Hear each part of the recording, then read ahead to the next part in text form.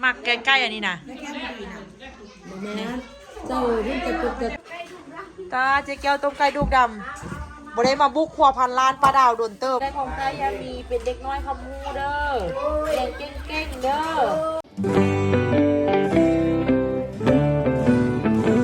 สบายดีทุกคนอันนี้ออโต้เด้อออโต้ขี้ให้เด้อมาสิส่วนกุ๊กกิ๊กไปเก็บพักทุกคนเพราะว่าฝนตกหลายมือละพักมันต้องออกแหละมื้อนั้นไปมื้อวานนี่ก็ได้หลายให้หลายว่าอันนี้เมตูทวตูสี่อันเมื่อกี้ลุงวันมายามว่ะ เอาเมื่อกี้ได้ลุงวันก็พ่อโอมานะมาห้าเจ้าอยู่อ่ะสักมาอยู่อ่ะเนาะก็มาแล้วบ่เนาะจื้ออยู่อ่ะมาต้องกระเห็นหมาตัวกระเห็นว่ะอ๋อตัวกระเห็นแม่อันเดอร์แม่แท้กับกุ๊กกิ๊กสิพากันไปเก็บผักแคมห้วยทุกคนเพราะว่าฝนตกหลายห้านะสปีเนาะฝนตกหลายห้าแล้วก็สิไปเบิ้งพักมีพักบอลน้ำพักหลายเขาว่าไปเก็บพักกูดแดงเนี่ยเนาะกูดแดงอันโตเลยที่มันยังเลือกนะว่าไล่ก่อนส่วนไล่เป็นสิจุดโตเสียดายเนาะตะกี้ไปเก็บพักกูดแดงของว่าคักนี่น้องสาวมันสักปีจะเป็นเรื่องอย่างน้องเศร้าซึ่งเรียนแล้วรถมันยิ่งไปแล้วจ้าอยากไปนั่นเนาะอยากไปซ่อนอันตัวกบตัวอันเนยอยู่เคียมห้วยป้าอยู่อันถึงภูเนาะแต่บ่ฮู้ไปเนาะไปเอาพักห้างตะกี้ไปเอาเราเลยสินะที่ไปทำไอ้เสียงเราไม่พาไปบุกเกินไปจริงเลยเนาะไปกันเจอคือเรามันก็ป้าชุ่มๆมันก็จะดึงเดียวแอนตัวที่ได้กินตัวต้นไม้กับบักลมบักตัวนี้ที่มันเกี่ยวเฮาบ่เคยไปกับย่าลงป้าก่อนเนาะวันนี้มันฟ้อนตกเดือนมันก็เป็นทางนะไม่ฮักไปน้ำมันมันขึ้นทางไปออโต้มาลินบ้านทุกปีเปียในบุญบ้านมืดเปียจากหลังมาสาวฝ่ายแก้มจะสั่งแป้งจะเฮ็ดอันใดกินได้เหรอเจ้าเฮ็ดยำเฮ็ดไส้ย่อแล้วก็ซอยดิบซอยซุปแล้วก็เฟอร์จุ่มซีนกับจุ่มปลาหมึกจักโลค่ะ10 โลบ่พอแม่นบ่บุ้งว่ากองมดไว้เรื่องเดินเลยจักอันเพื่อกับมดไปจับไก่มาต้มอีกร้านเลยค่าจะเมืองเพิ่นมาวันไทยจะกินต้มไก่จับไก่มาต้มอีกบุ้มียังไงกินเลย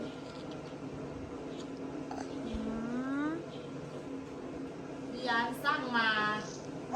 เบียร์สร้าง10 แก๊สเนาะเดือนแนวละ2เนาะ10 แก๊สเดือนแนวละ3เนี่ยเอาไว้แนวละแก๊สอยู่นี่แต่ว่ามู่เอามาช่วยเกือบเป็น10ก็ยังมืดไล่เลยเนาะเขามืดเบียร์ลังนึงมีแต่มู่บึกต้นมากินแล้วก็มาไหนพี่ละกันม่วนเซี่ยวเราสู้เขามาเขาบุยพูดเลยกินเบียร์พูดเลยก็เมามาแล้วบกินมาสั่นมาแล้วพูดเลยก็ไม่อยากกินอันเดิมละแล้วมีแต่ลูกค้าอันแขกมาก็มีแต่แขกลูกค้าไปเข้ามากินบอโต้กินหรือบ่จินแม่เดี๋ยวติดแม่เป็นพิเศษเทมือนี่คุณห้องเพลงเต้าให้ฟังเนี่ยไก่กอไก่เฮ็ดตาว่านเนี่ยตาว่านบอกเฮ็ดตาว่านเนี่ยเว้าตาว่านเว้าตาว่านเนี่ยเฮ็ดตาว่านดูเว้าตาว่านดูสนะเว้าดูสนะเว้าย่าไว้ย่าดูปูบ้าย่าใส่ตุปีดิ ตู้ปีดิเอ้ยเนาะเออ แต่ว่าไปลำบุงมันบูมดเงินไล่ปีเงิน200,000กีบซื้อเบียร์ทุ่งเดียวจบ เบียร์อันดนตรีเอามาค่ายบ่เขาค่ายหลังเขาเด้อ แก๊สมัน800,000 อ๋อ ซื้อ6 ป่อง200,000แล้วก็จุกโครงการ เขาก็ได้ดีอยู่ที่อาวาเนาะแก๊สน้อยน่ะ800,000 อันในหมกหมูวันในหมกหมูกับในหมูทุ่ง15 วันในตะเวนนั้นทุ่ง3 วัน โอ้ ข้าวก็ว่าค่อยซื้อมาขายเองก็ได้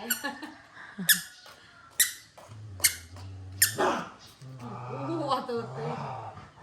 นอนไปกวนเนาะไอ้กิ๊กไอเกียวไปค่ายเครื่องมือเดียวนึงก็ได้เงินตั้งว่า7 ล้าน8 ล้าน กำไรวะ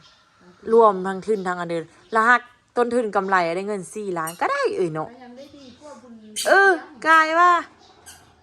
ประดามเพิ่นว่าเมื่อยแท้เมื่อยว่าหาว่าตาไอเกียวเจ้ามันมือเดียวนึงเฮาเก่ามือ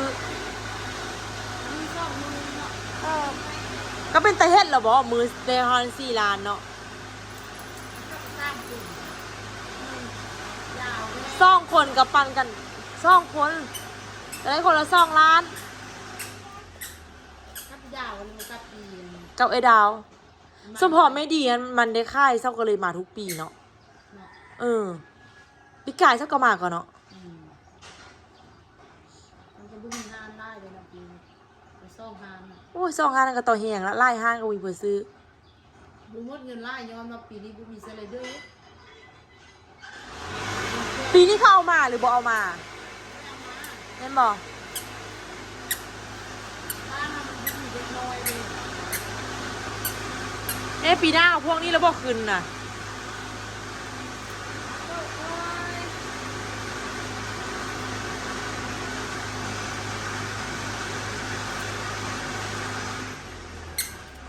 เอาไอ้กิ๊กเดี๋ยวไอ้กิ๊กไม่ใช่ จิกเด้จิกเด้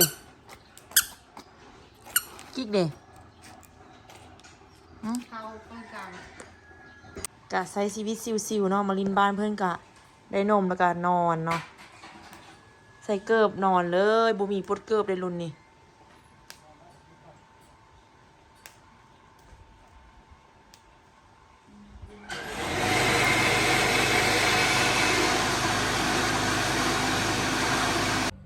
ปลาแซ่บบ่โอ้ก็ต้องยิงเข้าเลย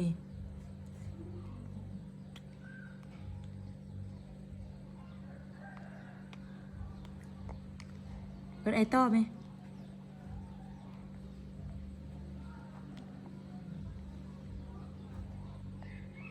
ให้ตาว่านไหม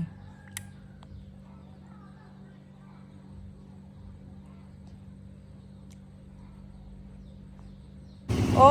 ยว่าสิไปเก็บผักก็บ่ได้ไปซ้ำเอาเงินมา100,000ดูสิไปขวัญ ทุกคนก็ใส่ลายแท้ ต่างให้อันไอเกียวให้ซีอิ๊วบ่ได้มาดุนแล้วบ่ได้มาสักปีแล้วไปสิไปขวัญก่อนเด้อเอาโต้สิไปขวัญก่อนเด้อพ่อเด้อนี่ว่าสิไปเก็บผักสุดท้ายบ่ได้ไปซ้ำก็เลยสิมาเฮือนขวัญให้ตัวย่อยเฝ้าหาในท่านี่เอาตัวนางยูฮานนี่ตัวนางยูฮานเอาตัวมากับแม่นี่ค่ะตัวนั้น เอาตัวไปขวัญกับแม่ว่ะโอ้ตัวไปขวัญกับแม่โอ้ยสมเสยอีกแค่นี้เอาตัวไปขวัญกับแม่โอ้ไปขวัญไปหาไปเงินมาเงินป้าดาวทุกคนพอดีวันนี้ขวัญให้เฮ็ดแล้วเราไปจักนี่พาแม่จันไปหงหมอทุกคนพาแม่จันไปหงหมอ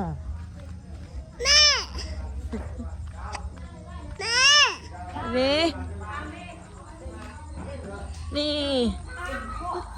เลี้ยวเหรอวะ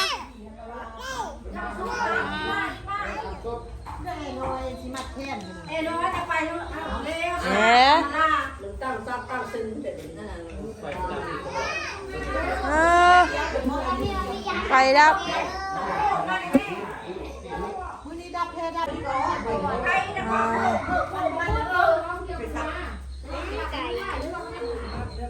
ือตึ๊บ ลาบักอันนั้นไปที่เดียวละมากแค่เลย นี่สุภาพเป็นตาแซ่บแท้เฮ็ดอันเดียวได้ลาบปลาเด้เฮ็ดควันมีลาบปลาอีกอุ่นเจ๊แก้วให้เด้อเจ๊แก้วน่ะต้มไก่ตาเจ๊แก้วต้มไก่ดูกดำบ่ได้มาบุกครัวพันล้านปลาดาวโดนเติบ ไปดาวเข้าไปเข้าหน้าได้นั่นเอง ไทยกูหันไทย ทุกเลยรอผักนะ นี่เอ็ดควัน3 เท่า4แกซีอิ๊วมามัดแค่ซีอิ๊วมานั่งพี่ คนมัดแค่เด้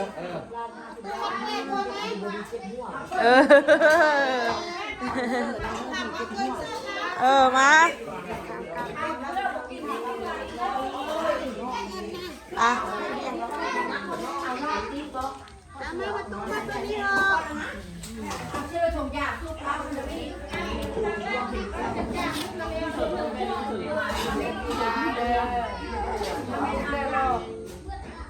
บอกดิเอาโต้ดิโอ้อ้าว Happy birthday to you เอาเค้กมาเป้าเลยเนาะ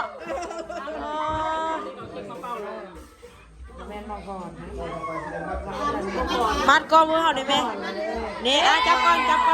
แม่เจ็บคอเอาบอกว่าโต้เดี๋ยว ให้ริมละใบละพิมพ์ก่อน ได้หินทองเชื่อได้ของใจยามีเป็นเด็กน้อยคำมูเด้อเก่งเด้อกำลังใจแหงเด้อต้องคิดดื้อเด้อโอ้บ่ได้มันจะไปปะไปนี่เรียนเลยควรโตนะ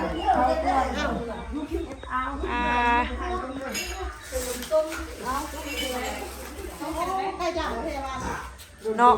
ไก่ดำเพราะมีที่นี่น่ะคักเนาะปลาดาวไหม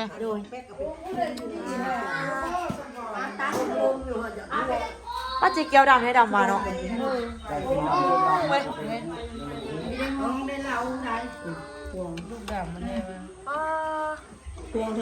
ต้มเสื้ออันนั้นแม่สมุนไพรแม่บักเกี้ยนแม่แซ่บก็เนาะแซ่บก็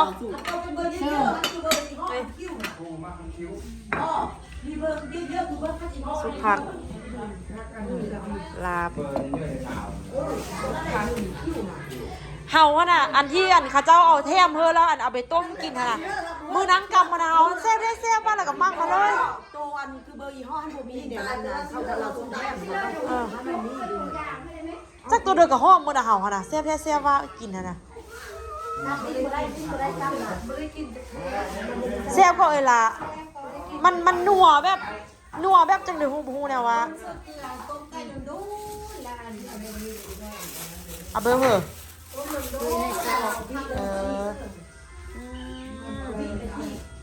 สุภักรวมมิตรดาวไว้สุภักมื้ออื่นจักสิพากันออกจากโมงนุเตยโยยค่ะ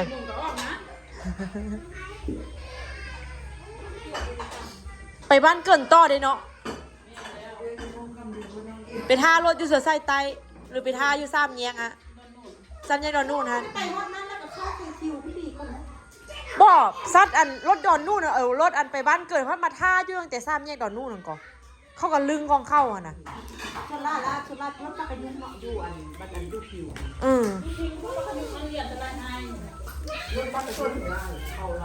ปักกันยุงนี่กลายบ้านเกินไปวะเนาะปักกันยุงกระตอกกว่าเมืองเต้าพี่เนาะรถนั้นผ่านใต้นั่นแล้วก็ชิดบ้านปักกันสุภักแม่งานบักง่ายเงี้ยสุภักบ้านเฮาแซ่บซีนไข่มันก็คือจิบยากคือสิบ่มีผู้ใดอยากกินซีนล่ะเมี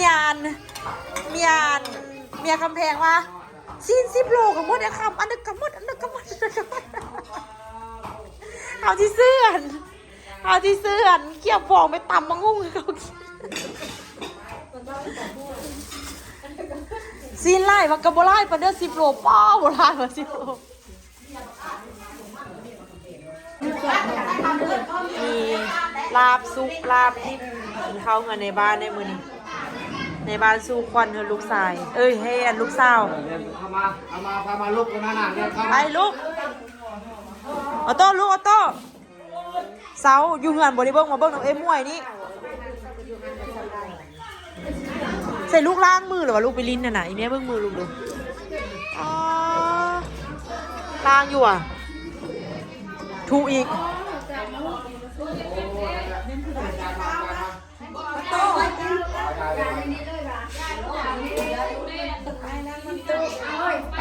แม่บักแตงก็กินแม่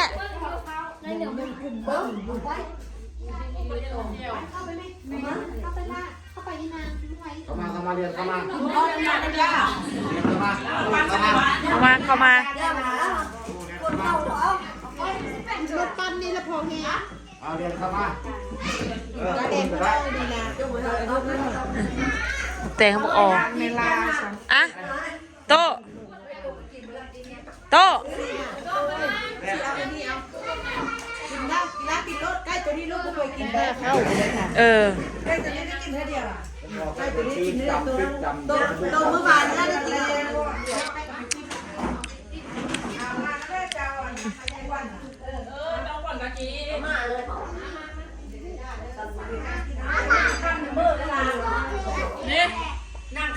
ป้อนข้าวบอกออก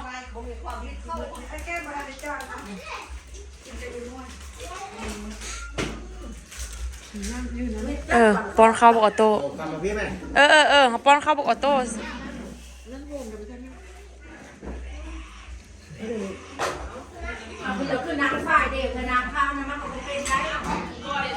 ปลา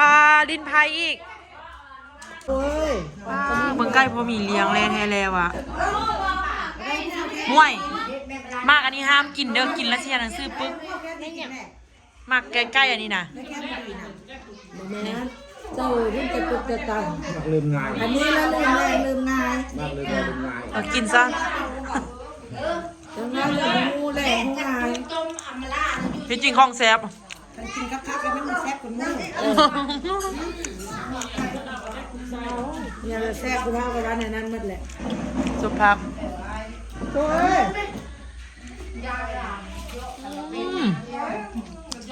ทำอาชีพเลย ผมอยากถูกแป๊กกับ ได้เหรอที่มีเบา ไปที่หรอ หมู่บ้านแม่จะมีเบียกระเบิดกันเบิ้ล จะรับไปทางให้สปองเรื่องแม่บอกแกจะว่าเขาไปทำงานว่าเขาจะต้องไปส่งเด็กน้อยต้องซ้ำมือคนแรกจังสิได้มาแล้วจะไปทางให้ส่วนแม่แล้วรถจะต่ำพ่อดิว่าเป็นยังไงแล้วซ้ำสวัสดิ์แม่บอกแก พี่ตาไปนำ รถมันก็ซ้ำมาเกาะพอสิ เอามาโอ้คือว่ารถเกาะ